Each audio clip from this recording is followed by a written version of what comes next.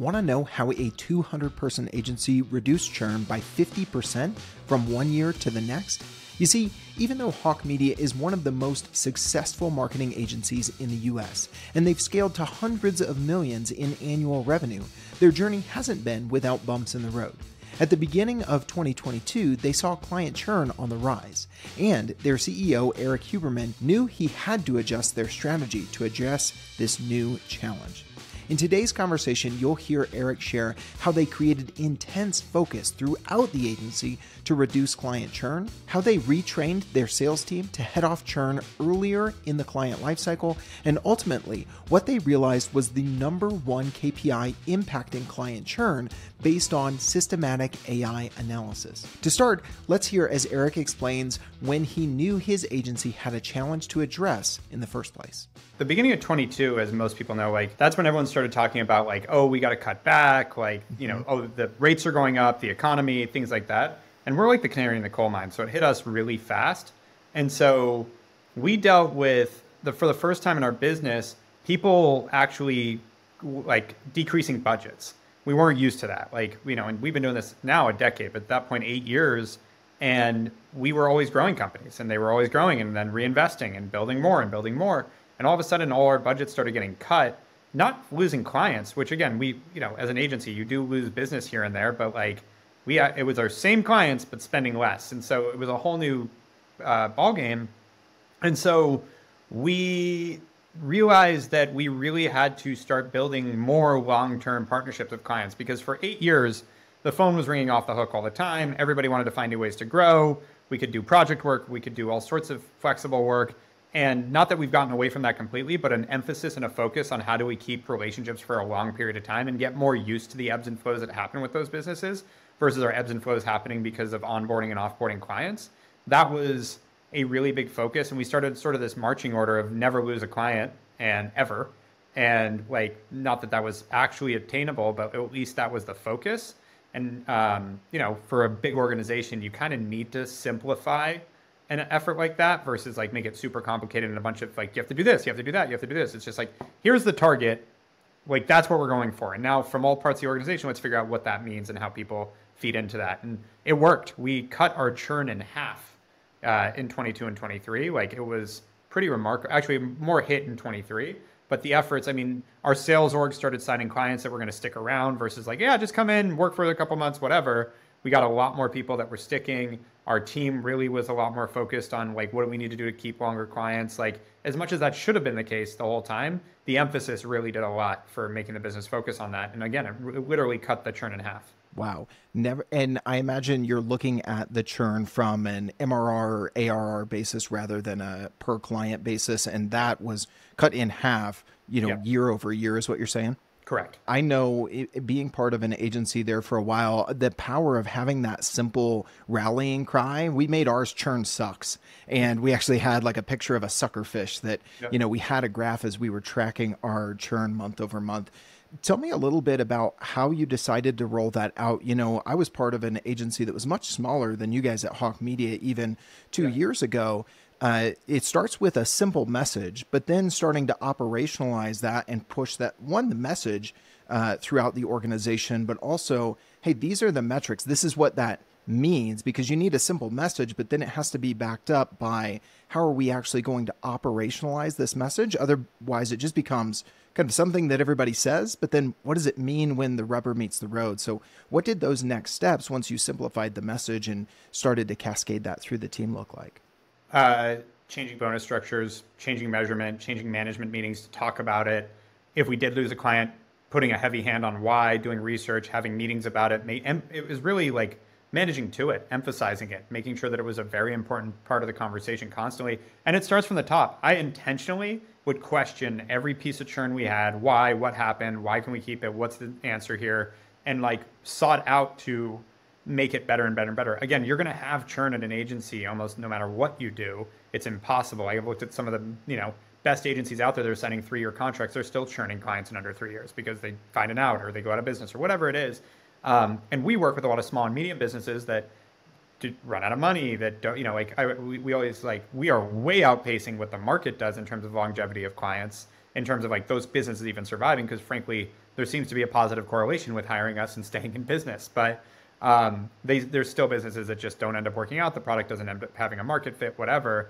And so there's reasons we can't control. But if we lose a client for something we did wrong or we can control, there's a lot of attention to that, a lot of discussion, and emphasizing that forces people to really want to focus on that. And when you're focused on things, I notice, especially high aptitude people, which thankfully we have a lot of, it works, like it goes well. So it was really just causing a focus and keeping that focus. And, I believe culture trickles down from the top is the best way to put it. So when I started really leaning into it, then my executives lean into it, then their managers lean into it, and it kind of it trickles through the whole organization. Yeah. Tell me a little bit about the culture piece there, because one thing I think other agency owners and leaders could think is, okay, we place this emphasis and like anytime we lose a client, there's going to be, we know there's going to be a retro. We're going to follow this process. We're looking at this metric, hard questions are going to be asked. How do you do that in a way where you don't ruin the culture, where it doesn't feel like, oh, I can't say anything that I've done wrong because there's going to be a witch hunt for who really caused this churn, right? When it is a mistake, we're looking for how do we back that up. Now, listen, it's also, you can't hide in the sense of like, you churn a bunch of clients as an employee here, it's obvious. But if one thing happens now and then and it's a mistake, we look at good employees that make mistakes. Everyone, I make mistakes, we all make mistakes. We look for like, how can we fill that gap so those mistakes are harder to happen? Is there something that we have? And like, we've gotten really good at that. How do we support you more? What do we need to make sure? Like, we don't come at them like, what'd you do? Like it's the tonality thing too, and a way of going about it. But it's, and I will say it's not perfect. Self-reported churn, like what happened, like you're going to get people like, oh yeah, they ran out of money. And then you look into it, like they didn't run out of money. Like we dropped the ball here, and that happens too. But we usually do exit interviews on the client side. We do, like, again, when there's an emphasis on that and everyone from the leadership down wants to make sure we don't churn, and their bonuses depend on it, a lot of times they want to figure out how to not lose the next client. So they're open about it too. Yeah. Yeah, you touched on the bonuses, and I want to talk about that. And it sounds like there was a heavy emphasis for you guys, which probably led to the success of the alignment in the incentives all the way down to the client services teams that are working with the clients up to the executive level. Before we get there, though, I'd love to get tactical on anything that you guys have learned in, like you said, maybe it's not a perfect process, but you guys have figured out maybe some things that work and don't work in doing these retros and doing the customer exit interviews. What tips would you have for folks that say, hey, I'd like to, kind of follow suit here, and I think we might be able to achieve, some positive movement when it comes to our year-over-year churn as well? Yeah, I mean, again, I think the secret to most business ownership is simplifying things.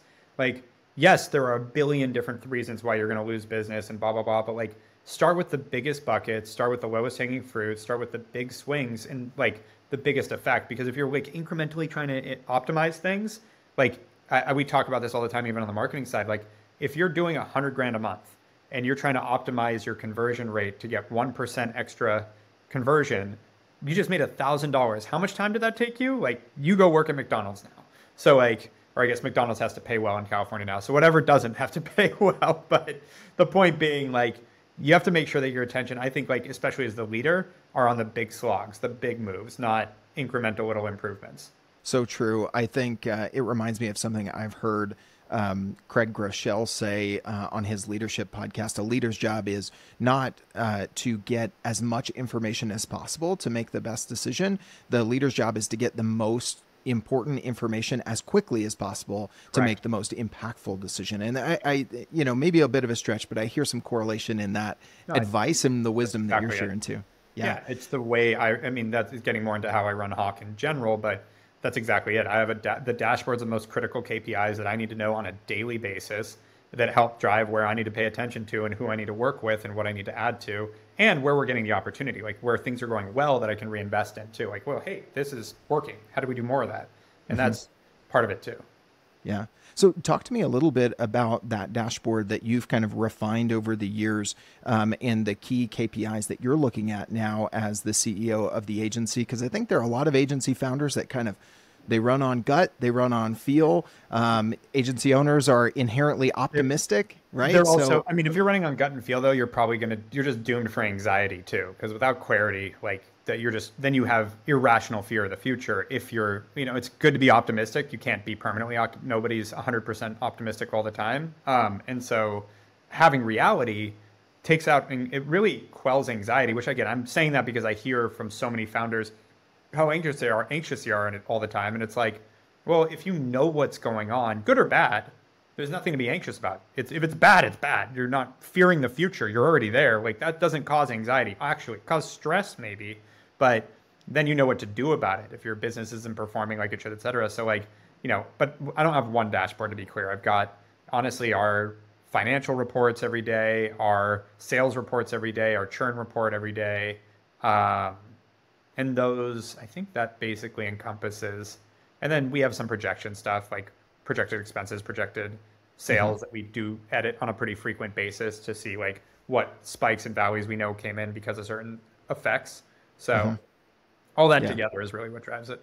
Yeah. Yeah. It's a conglomeration of things that makes up, that virtual dashboard. But I can look through all of those within 2 minutes, get an idea for where we're at, and decide what I need to do from there. Like, oh, our expenses are too high. I need to go focus with the finance team and see if there's some things we need to hold back, or we need to cut or whatever. Or sales is slow. Like, okay, I need to go talk to them and like work on what are we doing there? Where are we missing? And there's data below that, but at least it allows me to know where do I need to focus and where's the low hanging fruit, and then go focus on that. And then when I see everything going right, that's when I'm working on other stuff and expanding and growing off, because things are going well. Yeah. Yeah. Make sure you're green here before you start to go, Exactly. chase that other greener pasture, to keep going with the analogy there. Yeah. The worst thing to do is throw a bunch of other stuff on your table when the sort of core business isn't right. Like that's how you drive yourself nuts. Yeah. And drive your team nuts, right? As a visionary driven, entrepreneurial agency owner.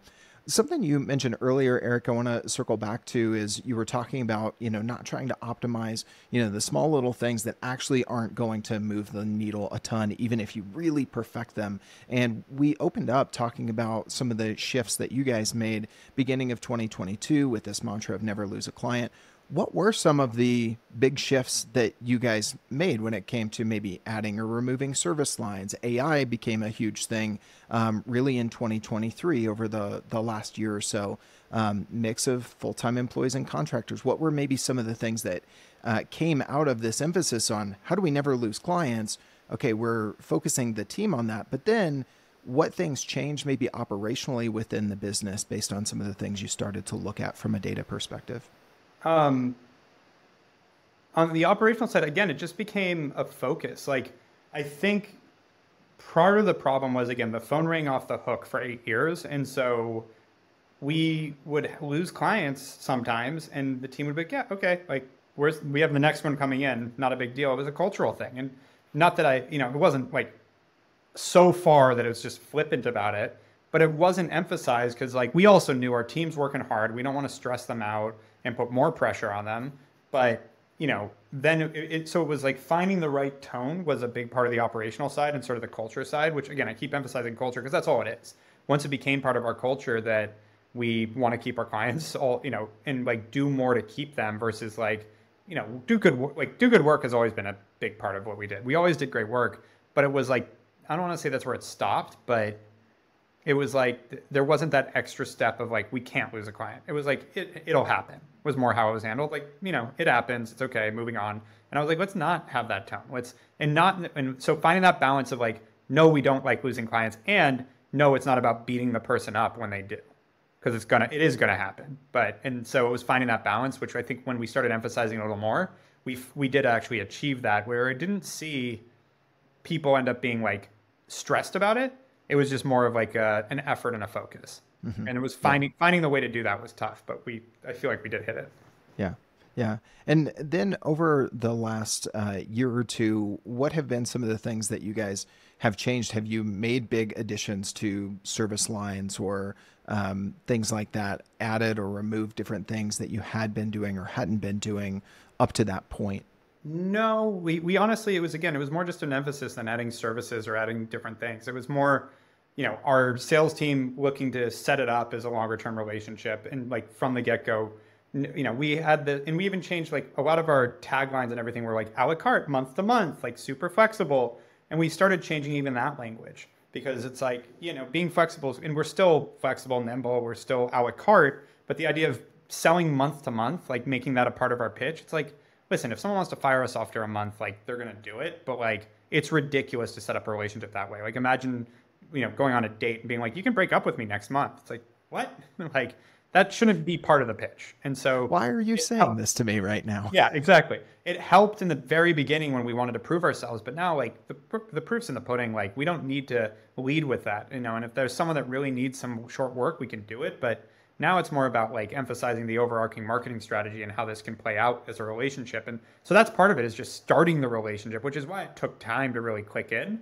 It's like just starting it off that way. And then from there, reinforcing that, having our team reinforce the idea that it is a long-term relationship, and not having, like we were dealing with people that would have a bad day and fire us because we're month to month and just be like, oh, numbers are off today. I can't, shut it all down. And it's like, we kind of assisted in setting the expectation that that's how it worked.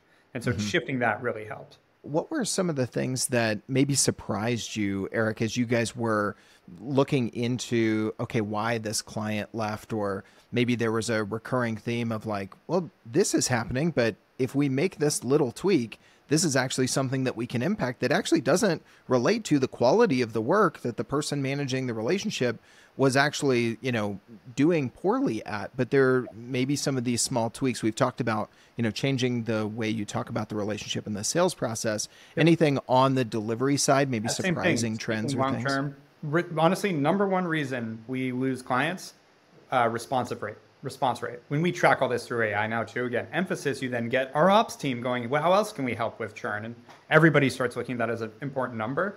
And we were able to plug in some AI that can show us the different reasons why we're losing. And number one was if we don't respond to a client quickly, regardless of what the performance is. If, a person, we lost a client a few weeks ago, and we looked and two other people had gone on vacation, one after the other. So I think that again, it's a lot of emotions in people. They're not always rational. Like their performance was great, but they just felt like they're, if they could all go on vacation, then there must not be that much work going on. And that's the kind of stuff that can lose a client. And so how do we handle that? What do we do? Because like obviously our people need to be able to take vacations. So it's like, what are better ways to make sure that that's communicated in a way that they feel like they're handled? All those kind of things that like, and the challenge of running a business is you'll set up processes that are like, this is what you do in this situation. There's a whole nother step of people actually following those processes that you have to fight for.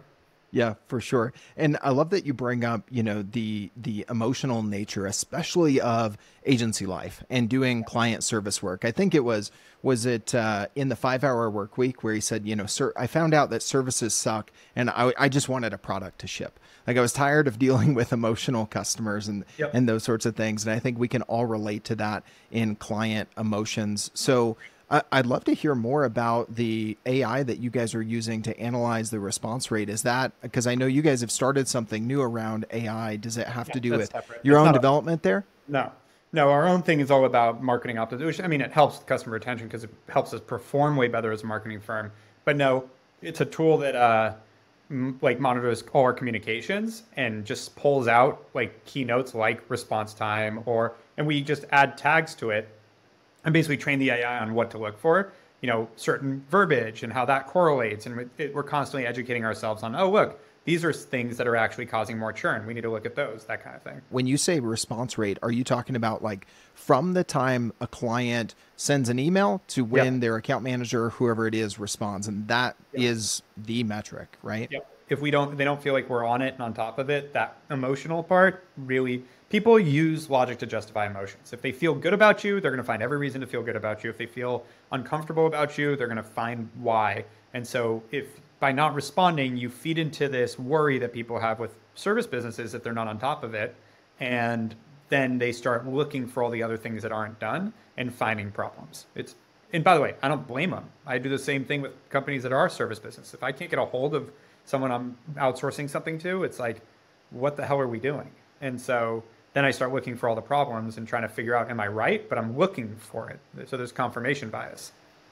Yeah, absolutely. That comes into play for sure. I've been on the other side of that where, the agency I was a part of, we were, booking podcast guests for their podcast. And, there was a little bit of a slow season in getting responses. I don't know if it was over holidays or what the issue was. Might have just been, a lack of enough volume. But then it was like, well, and this graphic, and this was, came in the afternoon, and it normally comes in the morning. And it started to get very nitpicky, but it started with, that perceived lack or actual lack that then, like you said, now they're looking for everything else that's wrong. Exactly. Right?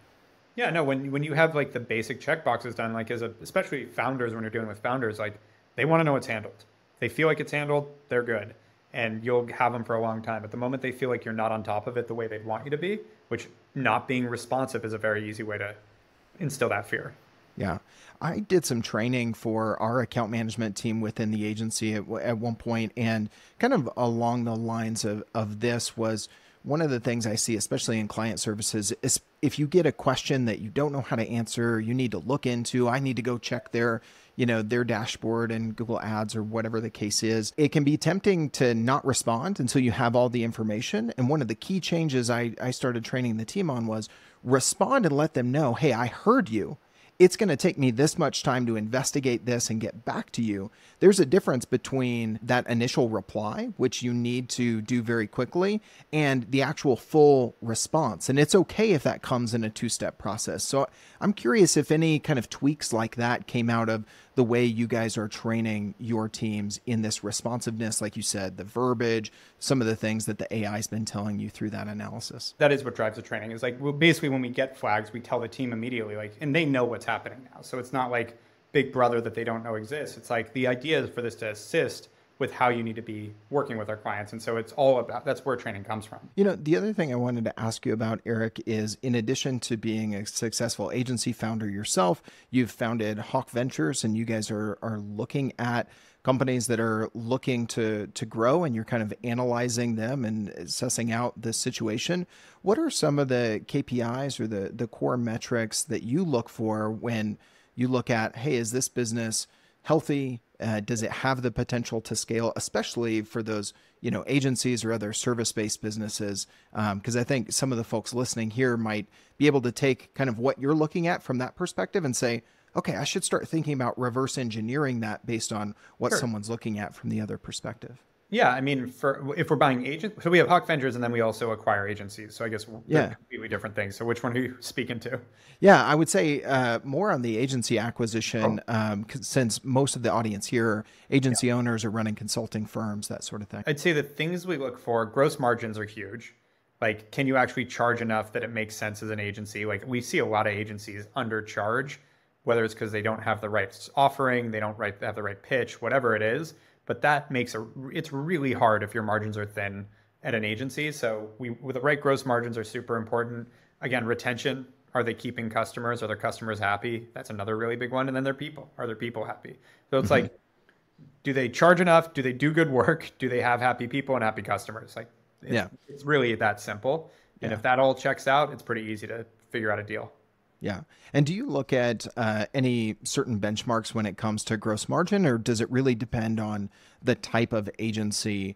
We just had Ryan Watson on the show last week from Upsourced Accounting, who works with a lot of agencies doing fractional CFO work. And one of the things he said is, gross margin is one of the key metrics of the top 5 that he sees. So very much in agreement with you. His opinion is, but you can't just benchmark and say, well, it should be 30% or it should be this.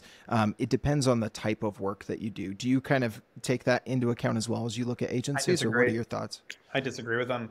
It's different than I love a hot take. Go for it. Yeah, I have this debate even internally where I believe that you should have the work that justifies having the margin you need to run a good business.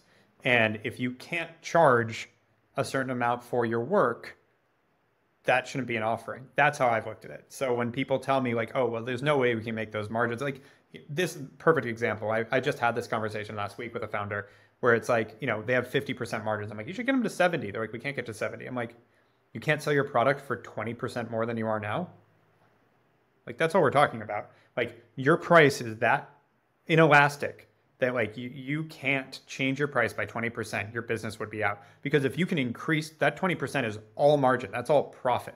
So like, you can't do that, you have a problem with your business. That's my view of it. Like, we're not working in a commodity industry. And so the idea that you can't charge that because like do the quality of work and have the reputation and the marketing pitch and all that allows you to charge that. If you can't do that, you're gonna have a really tough time running a 30% margin business. That's not impossible, but not fun. What did they say to you when you asked them just point blank, you can't increase it by 20%? They said, good point. It's literally what they said. It's like, yeah. And to me, that seems simple to me, but I've been in that debate many times, again, internally and externally, where it's like, well, no, we can't reach that margin. And I'm like, why not?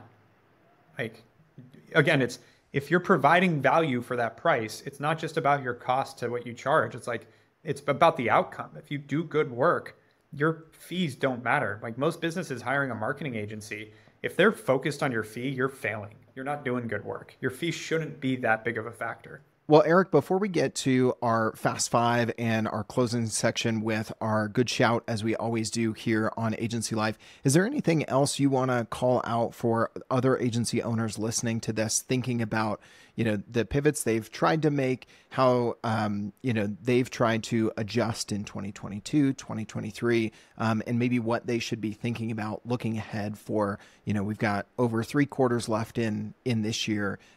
Any parting words you want to add there? I've just found that there's a lot of humps to get over, and getting past the sort of 2 to 4 million mark, that's when you have to start building all your HR and internal functions and accounting and all that. That's a big hump to get over that a lot of times we're better off building a platform for them, and that's been good. And if you can, it's really every founder and every agency has kind of its sweet spot where you get to a growth level, and some keep going. Like thankfully, we've been one that's grown and grown and grown, but there are stages of agencies that you see over and over again where a lot of people get out between, again, like 1.5 and 4 million. There's a hurdle. Then you get past that, you'll get to 10 to 15. There's another big hurdle and another layer of executives you need and real size and real chops. And then you can get to, 30, 40, and then there's another one. And it's like and I'm talking about big ones. You also have a ton of stuff to work through every time you double the size of the business. It's always crazy. But these big hurdles of sort of ceilings and plateaus that you talk about, that's where I've seen them. And it's really comes down to the infrastructure you need to run that kind of a business. And a lot of times that's a good time to get a partner, get out, those kind of things. So, this year I'm cautiously optimistic. It's, been a slow couple of years in general for marketing, but I think people are getting a little sick of talking about an impending recession for 2 years. So I think we're at a point now where maybe people start being a little more optimistic and, shrug it off a little bit. And that's my hope and what I'm frankly managing towards this year. Mm-hmm. Yeah. Awesome. Well, with that, let's jump into our Fast Five, Erik. We're going to hit you with our rapid fire round. Let's say right now you had an extra $120K for the business, just extra budget, and you could apply it anywhere you want to. Where do you think you would put that extra capital right now? We're doing it right now. We're scaling our sales team, and we're scaling our sales team, building more on our AI system, and scaling our M&A side. Okay, awesome. Number 2, what are some of your all-time favorite business books that have helped you as an agency founder yourself, Erik?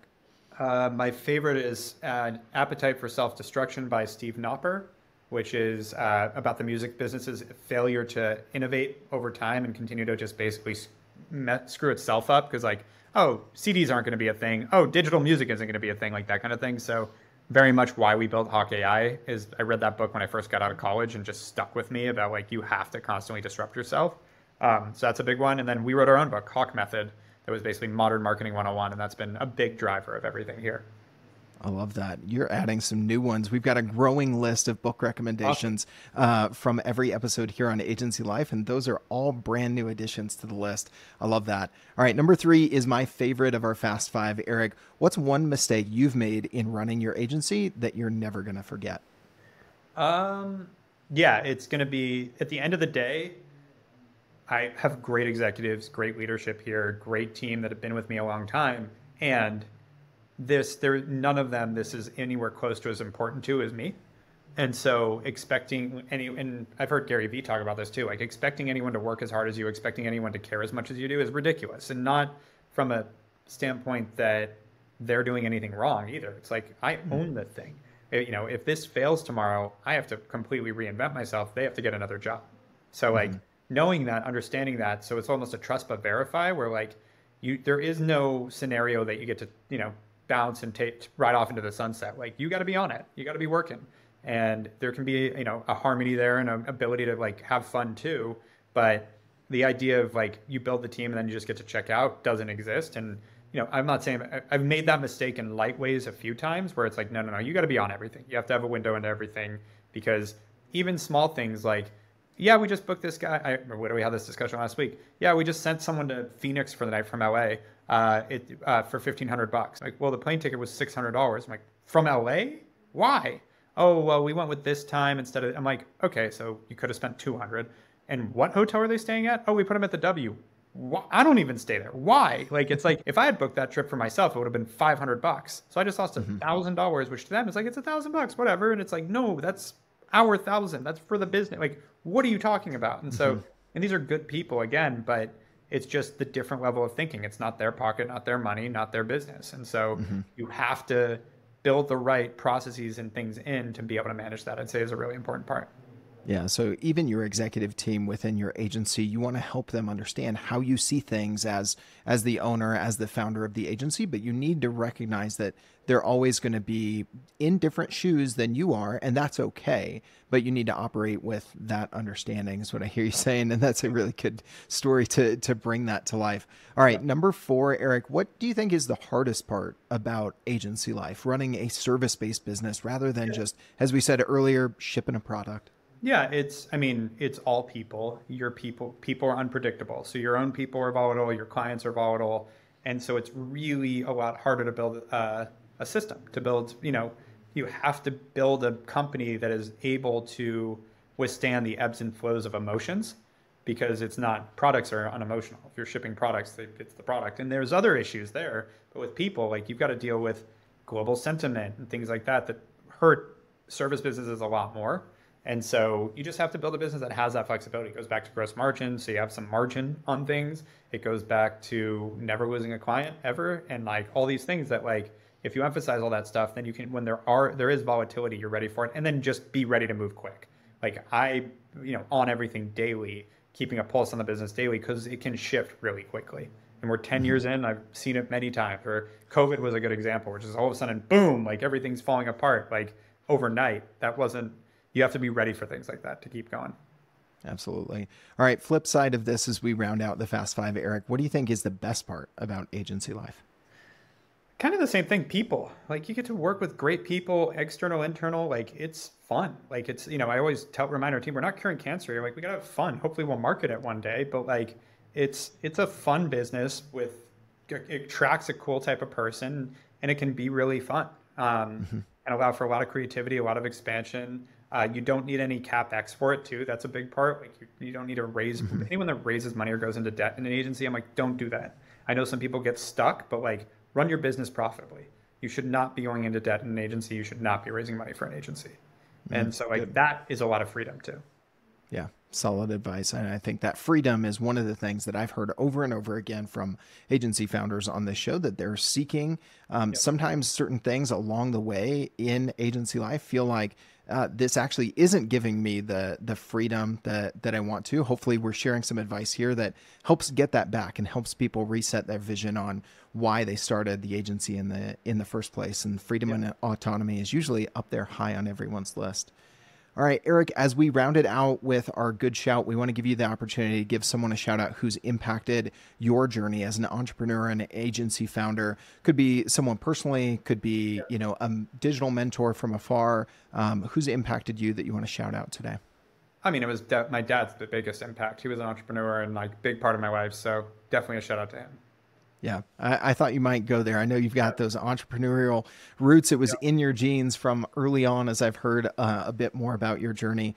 Well, Erik, you guys are a great example for other agencies looking to scale in good times, in bad times. You guys have seen it all. For anyone listening to this, a peer out there that wants to connect with you or the rest of the team at Hawke Media, what's the best way for them to reach out and stay connected with you?